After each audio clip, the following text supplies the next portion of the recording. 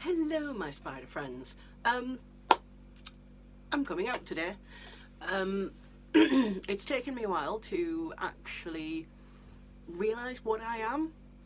The pandemic's helped because it's given me a lot of time at home alone on the internet looking at this sort of stuff, working it all out. But I have come to the realisation that I am grey sexual. Grey sexual is part of the asexual spectrum. If I can give you an analogy, sexuality is like an open tap, running water. Asexuality is a closed tap, ain't nothing coming out of there. Grey sexuality is like a dripping tap. There's a little bit coming through every now and then. And it's like a little bit awkward to talk about because basically the nitty gritty of the thing is basically that I just don't have that much desire to have sex. That's sort of the nuts and bolts of the thing. But grey sexual opposed to asexual does mean that occasionally there are some urges there, but it's such a complicated subject. It's like having to learn the difference between like a libido and like a sex drive and the different kinds of attraction that you can have, like sexual attraction, aesthetic attraction, romantic attraction. So it's taken me a while to sort of like figure all the different bits and bobs and different pieces. But I thought, do you know what, I'm just going to do a YouTube video and just do it all at once, and then I don't have to explain myself over and over again to people. I can just do it and be like, this is what I am. See my YouTube. So I am grey sexual, panromantic. That means that a little bit of sexuality, but panromantic means that I can experience romantic attraction to persons of like the gender is not important. It could be a woman, it could be somebody who is transitioning, somebody who's non-binary. The gender is not the issue when it comes to like romantic attraction, and it's taken me a while to figure this out because basically I was previously calling it like a girl crush. So, for example, Hayley Atwell, I have a gigantic girl crush on Hayley Atwell. I don't have any sexual desire for her. It's more like, I would like to put you on a pedestal and just look at how pretty you are, and occasionally maybe go, oh, your hair is so pretty. There's no desire to like kiss or hold hands or cuddle or anything like that. It's a purely like aesthetic attraction. And then, you know, like when I was sat down and I thought about it, like, am I bi-romantic? I thought, no, like the gender isn't the issue for me. It's not important. So I think that pan-romantic for me is a much better label. I've read that apparently this is quite common with people who are neurodivergent to be asexual or part of the asexual spectrum. And for me, it's grey sexual. I also have some gender issues. I'm comfortable in my body. I don't have any dysphoria. And I'm still working this out, but I've been playing with the idea of demigirl gender flux, female to agender. Which means that occasionally I feel like a strongly female, and sometimes I don't feel as female, more agender, which is no gender, which is different to non-binary. I don't feel non-binary, it's agender that I feel, and I've been pretty scared of doing the whole like coming out thing, just because these are labels which are not common and they have to be explained. Like, right now, here we are in the 21st century. You don't have to explain to somebody what a gay person is. You don't have to explain if you say I'm a lesbian or if you say I'm bisexual. You don't typically have to explain that.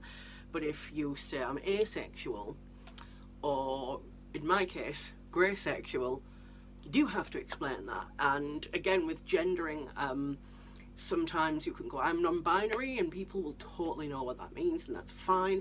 But if you say I'm a demigirl, I'm gender flux, they might be like, what's that word you just made up? So yeah, this is me coming out. And I've just decided to just do it this way because it saves me having to go through the same material over and over and over. But again, it's been a bit scary, the thought of doing this, just because of having to explain the labels and the lack of acceptance. Because in some, not all, absolutely not all, but in some LGBT places, people who are a part of the asexual spectrum aren't seen as being part of that. Even though in the full initialism, it's initialism, not an acronym, don't get me started on that, LGBTQIA, the A is supposed to stand for asexuality, and some people think it stands for ally, and it's not. But you know, even though that's part of the initials, being asexual is not seen as being oppressed in any way, except that up until 2013 it was still listed as a mental illness. That's right. So yeah, I decided that I was just gonna, because it came out as neurodivergent, and now I feel like now's the time for me to come out altogether. So if you want to know my labels, I am grey sexual, panromantic, gender flux, demigirl, and I don't even know what all my flags are yet.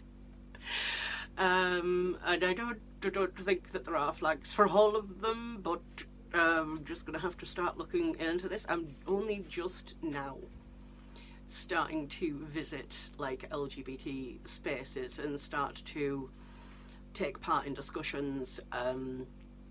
I've found Reddit's been very helpful. The asexual subreddit has been very, very helpful, even though I am grey sexual rather than fully asexual. Sometimes things are like, I'll read them, it doesn't apply to me, and I'm like, oh, okay.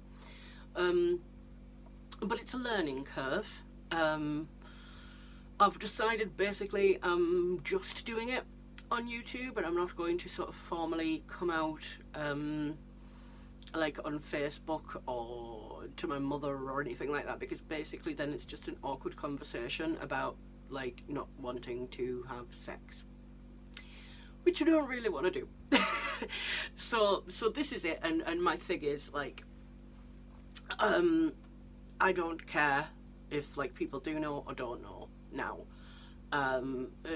It's not really relevant to anyone else. It's no one else's business really.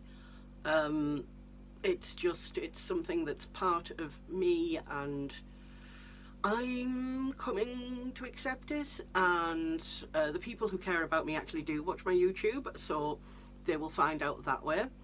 And as far as everyone else concerns, they'll find out if and when it becomes relevant for them to know, because